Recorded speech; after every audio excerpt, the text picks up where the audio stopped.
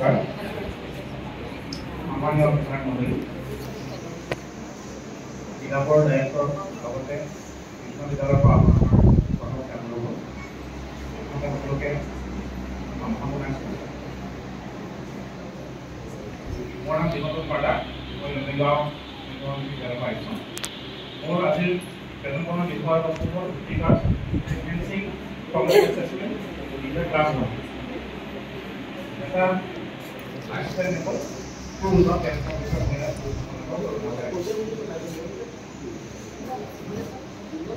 মণ্ডলী সকলোৱে জানো যে আমাৰ শিক্ষা পদ্ধতিৰ এটা ভৱিষ্যত অংগ হ'ল মান নিৰ্মাণ বা মূল্যায়ন বুলিও এই মান নিৰ্মাণ প্ৰক্ৰিয়াটো আমি সাধাৰণতে আহ্বান কৰি আহিছোঁ সদায় শিক্ষণ প্ৰক্ৰিয়াৰ শেষৰ ফালে কৰিম আৰু ধৰ্মকালী শেষ কৰি থওঁ কিন্তু এই শিক্ষণ প্ৰক্ৰিয়াৰ মাজতে আমি যে এছেছমেণ্ট প্ৰক্ৰিয়াটোৰ যোগেৰে তেওঁলোকক আকৌ নতুন ধৰণে আগবাঢ়িব পাৰোঁ সেইটো কথা ভাবলৈ মই ICT এনেকুৱা এটা কৰিবলৈ সহায় লৈছোঁ তাৰ নাম টিকাৰ্ছটো এটা মেজিক টুল বুলি আপোনালোকে ক'ব পাৰে যদিও আজিকালি বুলি কোৱা হৈছে ইয়াত কোনো কম্পিউটাৰ বা ইণ্টাৰনেটৰ প্ৰয়োজন নহয় আমাৰ হাতত কেৱল আমাৰ চলাই থকা স্মাৰ্টফোন থাকিব আৰু ছাত্ৰছাত্ৰীসকলৰ হাতত এনেকুৱা QR কোডৰ দৰে এখন কাৰ্ড থাকিব এই কাৰ্ডখনৰ সহায়তে আমি অনলাইন এছেছমেণ্ট কৰিব পাৰোঁ গতিকে এই টিকাৰ্ছৰ বিষয়ে অকণ থুলমূলকৈ আপোনালোকক জনাম বুলি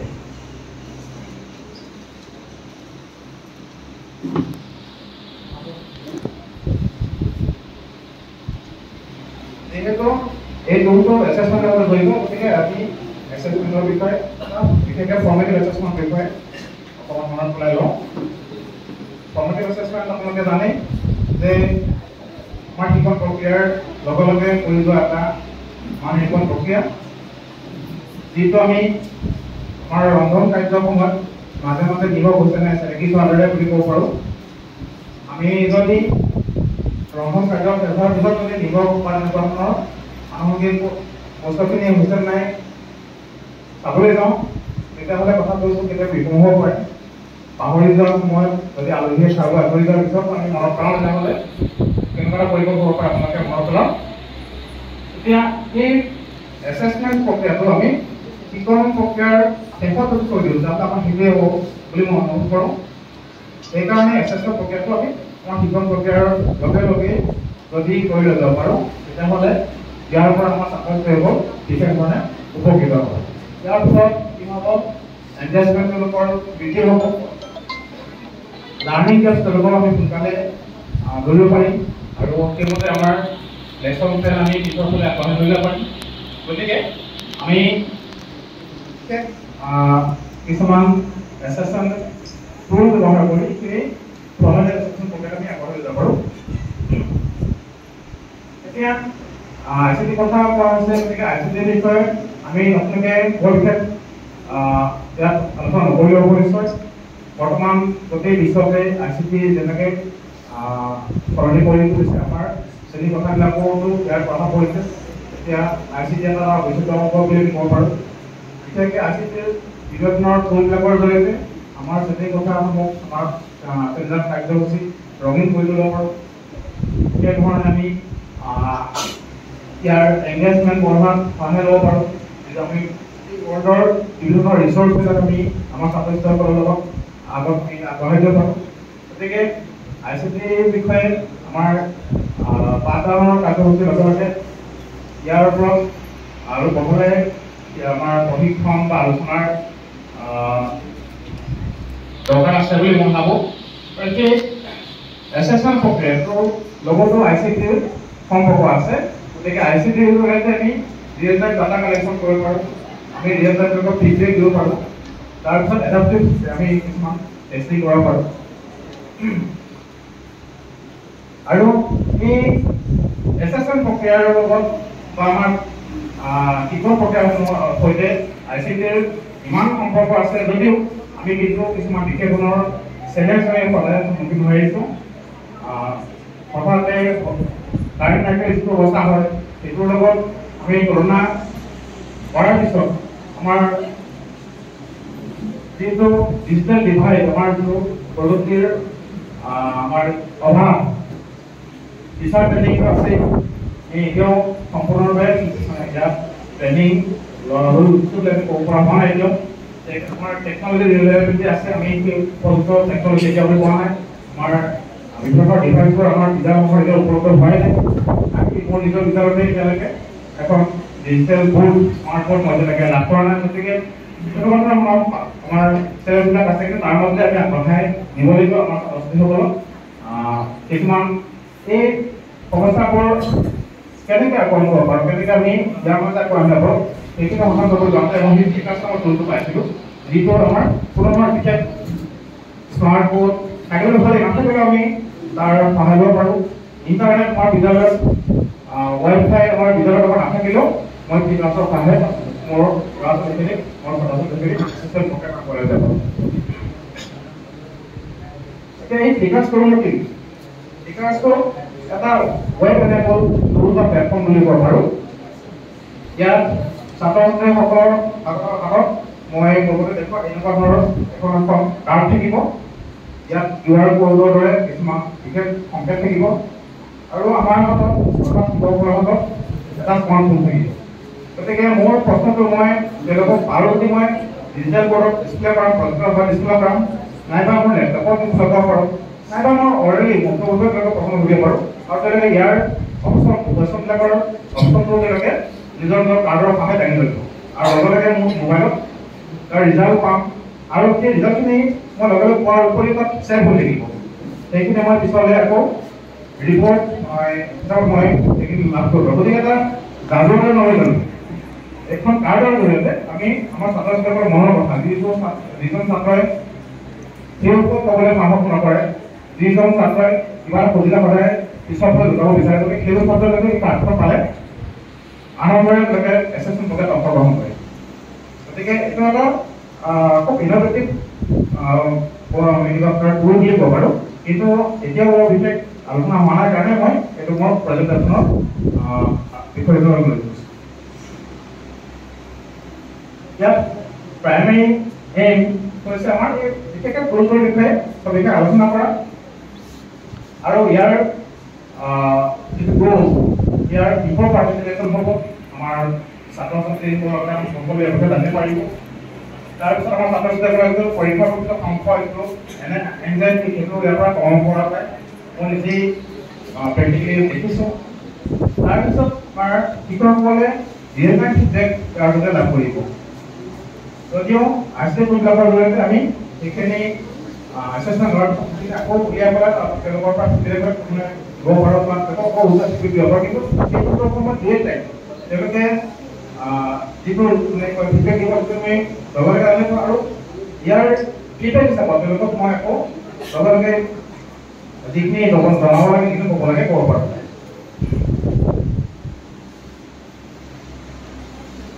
কেনেকৈ এই টুলটো ইউজ কৰিম বৰ বিশেষ জটিল বিষয় নহয় এটা আমি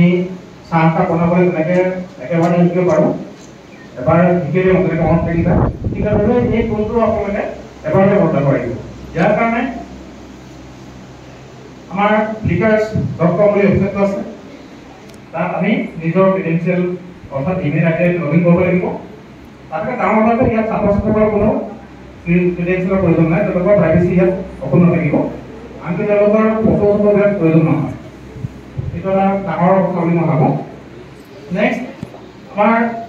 ৱেবছাইটৰ পৰা কিছুমান কাৰ্ড তাত অট'মেটিক জেনেৰেট হ'ব সেই কাৰ্ডখিনি আমি প্ৰিণ্ট কৰিব লাগিব 64খন কাৰ্ড জেনেৰেট হৈ একেবাৰতে অৰ্থাৎ মেক্সিমাম 64জন ছাত্ৰ ছাত্ৰীক আমি এনেকুৱা কাৰ্ড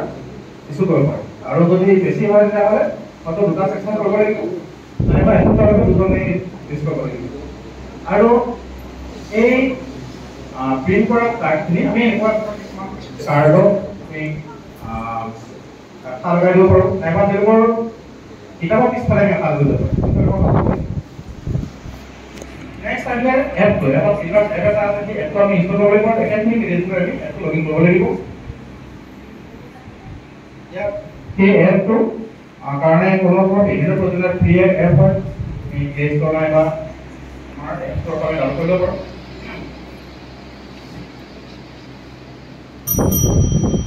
ইয়াৰ পৰা এক্সপেক্টেড আউটকাম কি হ'ব? আমাৰ অলৰেডি উল্লেখ কৰিছে যে এংগেজমেণ্ট তেওঁলোকৰ বাঢ়িব, ফাষ্টাৰ এছেছমেণ্ট প্ৰক্ৰিয়াটো ইয়াৰ পৰা আমি ল'ব পাৰিম, ৰিয়েল টাইম ফিডবেক দিব পাৰোঁ। এতিয়া ইয়াৰ ষ্টেপ বাই ষ্টেপ এনেকৈ প্ৰচেছটো মই এবাৰ তোমালোকে বিচাৰিছোঁ।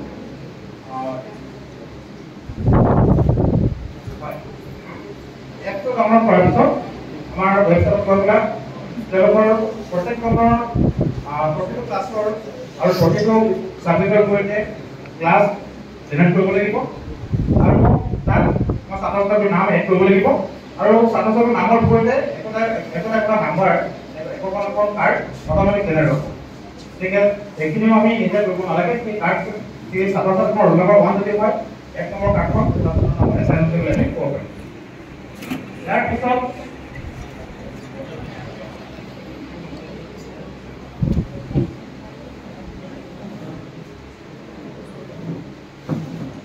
পৰ্যাপ্ত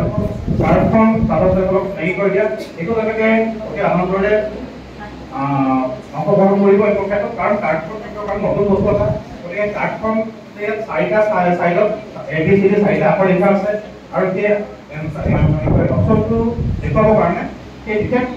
আখৰটো যদি অপশ্যন হয় নামৰ চাইডটো আমি সমকলতে উঠাই দিব লাগে। সেই কথাটো তেওঁলোকক বাৰে দিব প্ৰয়োজন নাই, এবাৰতে শিকি ল'ব পাৰে।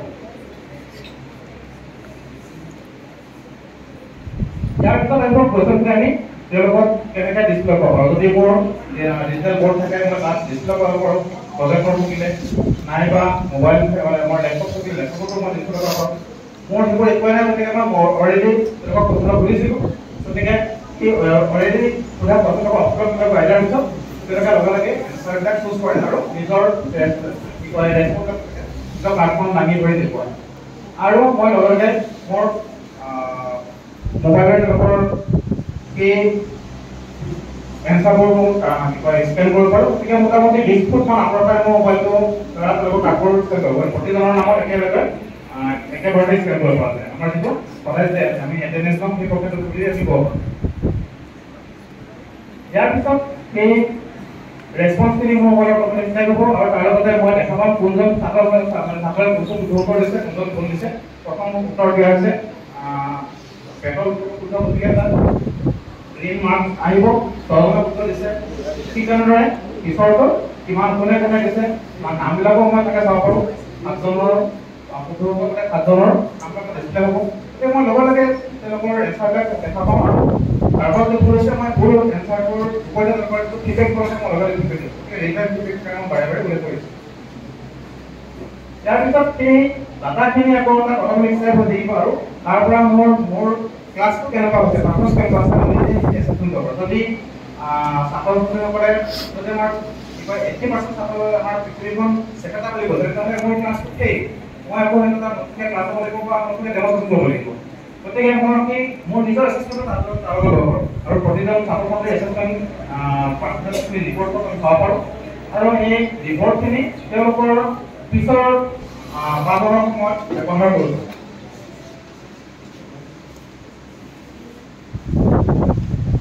আৰু এই ডাটাখিনি যিখিনি ছেভ হৈ থাকিব, সেই ডাটাখিনিৰ সহায়ত মই তেওঁলোকৰ সঠিক দিশত আগবাঢ়িছে নে মই সেইখিনি চেক কৰিব পাৰোঁ। যদি গোটেই ক্লাছটোৱে বুজি পোৱা নাই তেতিয়াহ'লে মই নতুনকৈ এটা আকৌ চেকশ্যন ল'ব লাগিব। যদি কোনোবা 2-এজন বিশেষ ছাত্ৰ-ছাত্ৰী আগবাঢ়িব পাৰে গতিকে তেওঁলোকক মই ইণ্ডিভিজুৱেলি সেইখিনিৰ কাৰণে ফিডবেকবোৰ দিব পাৰোঁ। তাৰপিছত এডজাষ্ট টিচিং, মোৰ নিজৰ ক্লাছটো মই কেনেকৈ আগবঢ়াই নিব পাৰোঁ এডজাষ্টমেণ্টৰ কাৰণে মই ইয়াৰ পৰা ফিডবেক ল'ব পাৰোঁ। আৰু ক্লাছসমূহ মই পঢ়াৰ বাবে কৰিব পাৰোঁ। এই এছেছমেণ্টৰ যিখিনি ফলাফল যিখিনি ডাটা পাওঁ ঠিক দিব, অৰ্থাৎ কিছুমানে চিন্তা কৰিব তাৰপাছতে লগৰজনক শ্বেয়াৰ কৰিব আৰু যিখিনি একেলগে ডাটাখিনি ইনক্লুড কৰিব, নাইবা যিকেইজনক বেছিকৈ পাৰ বাবে এক্সপাৰ্ট বুলি এটা গ্ৰুপ মানে ক্ৰিয়েট কৰালোঁ আৰু তাতকৈ অলপ তেওঁলোকে পিছৰ সময়ত হেল্প কৰিব। গতিকে এক্সপাৰ্ট গ্ৰুপত কাৰোবাক যদি আমি তেওঁলোকৰ মনটো ভাল লগাৰ কাৰণে গতিকে এক্সপাৰ্ট গ্ৰুপ বা স্ল' লাৰ্ণাৰ গ্ৰুপ তেনেকৈ মই ইয়াৰ পৰা খুব সহজে মই ৰিপ্ৰেজেণ্ট কৰিব পাৰোঁ। ইয়াৰ সম্পৰ্কত কিছুমান ফিউচাৰ প্লেনিং মোৰ আছে। ইয়াৰ আগতে 2000 19 চনত লকডাউন সময়ত প্ৰথম মই আত্মসন্তাপ আচলতে আমাৰ যোৰহাট জিলাৰ বেলেগ বেলেগ জিলাৰ কৃষকক চৰাই বিভাগৰো লৈ পেলাই আমি এটা কলাবৰেশ্যন ষ্টাৰ্ট কৰিছিলোঁ য'ত আমাৰ সেই বিকাশৰ লগত বিকাশৰ বাবে জৰুৰী সেই আমাৰ যিবিলাক কণ্টেণ্ট ক্ৰিয়েট কৰিব হয়তো কোনোবা ছাৰ বাইদেউ আমাৰ ইয়াত থাকিব পাৰে মোৰ চিনাকি বহুতো শিক্ষাগুৰুৱে ইয়াত সহযোগ কৰিছে কিন্তু সেই কণ্টেণ্টবিলাক ক্ৰিয়েট কৰি আমি এটা প্ৰয়াসী ব্লগ এটাত আমি আপলোড কৰিছিলোঁ আৰু সেই কামখিনি আগ্ৰহ হ'লগৈ যেতিয়া লকডাউন আৰম্ভ হ'ল লকডাউন কৰিলে সকলোৱে নিজৰ বিদ্যালয়ত ব্যস্ত হ'ব কামত গতিকে আমাৰ সেই আগ্ৰহ থাকিল মোৰ এতিয়া সপোন আছে সেই ব্লগে তাৰ পৰা আগবঢ়াই নিয়া তাৰ লগতে আমাৰ শিক্ষাগুৰুসকলে এটা সহজে মই যিখিনি ক'ব চমুকৈ ক'ব লগা হ'ল হয়তো সম্পৰ্কে ইয়াৰ পৰা আগ্ৰহ কৰিবও পাৰে আৰু অসুবিধা হ'ব গতিকে ইয়াৰ কাৰণে অনলাইন শ্বৰ্ট টাৰ্ম এটা কোৰ্চ এটা মই ক্ৰিয়েট কৰিব কাৰণেও চেষ্টা কৰিছোঁ কিন্তু এটা ব্যক্তিগত অসুবিধাৰ কাৰণে সম্পূৰ্ণ নহ'লগৈ সেইটো মোৰ পিছৰ ট্ৰেইনিং ওপৰত ৰাখিছোঁ গতিকে এটা শ্বৰ্ট টাৰ্ম কোৰ্চ এটা সপ্তাহৰ ভিতৰত তাতে তাৰ জৰিয়তে আমাৰ ক্ৰীড়াসমূহ কোনটো বিষয়ে সকলোৱে জানিব পাৰে আৰু এই এছেছমেণ্ট প্ৰক্ৰিয়াৰে আমাৰ ছাত্ৰ ছাত্ৰীসকলক আগবঢ়াই নিব পাৰে মই পিছৰ ট্ৰেইনিঙত ৰাখিছোঁ গতিকে থেংক ইউ বুলি কোৱাৰ আগতে মোৰ এই যিহেতু এইটো এটা মোৰ দ্বাৰা আৱিষ্কৃত কোনো নহয় ইনভেনশ্যন বুলি ক'লে মই ইয়াত ক'ব নোৱাৰোঁ এজন আমেৰিকান হাইস্কুলৰ শিক্ষক তেওঁৰ নাম আছিলে মিষ্টাৰ ৰলাম আমি তেওঁ এই টুলটো 2013 চনত উলিয়াইছিলে আৰু এজন নন প্ৰফিটেবল অৰ্গেনাইজেশ্যন এতিয়াও চলাই আছে ইয়াৰ কাৰণে আমি কোনো পেমেণ্ট কৰিব নালাগে কোনো এডভাৰটাইজমেণ্ট আহে কোনো ছাত্ৰ-ছাত্ৰীৰ নিজস্ব পাৰ্চনেল প্ৰাইভেচি ইয়াত কালেক্ট নকৰে গতিকে এটা উৎকৃষ্ট মানদণ্ডৰ প্লেটফৰ্ম বুলি মই ভাবোঁ আৰু এই প্লেটফৰ্মটো আগবঢ়াই লৈ যাব কাৰণে মোক আমাৰ ডিষ্ট্ৰিক্ট পৰ্যাপ্ত প্ৰশাসনিক ছাৰে যথেষ্ট মন কৰিছিলে তেওঁ আগৰ পৰাই ইনস্পায়াৰ কৰি আহিছে তেখেতক মই কৃতজ্ঞতা জনালোঁ তাৰ লগতে মোৰ ছাত্ৰ ছাত্ৰীসকল আৰু মোৰ শিক্ষাগুৰুসকল মোৰ বিদ্যালয়সকলকে এই ক্ষেত্ৰত সহায় আৰু ইনস্পায়াৰ কৰে সকলোকে মই এই ক্ষেত্ৰতে কৃতজ্ঞতা আগবঢ়াওঁ ধন্যবাদ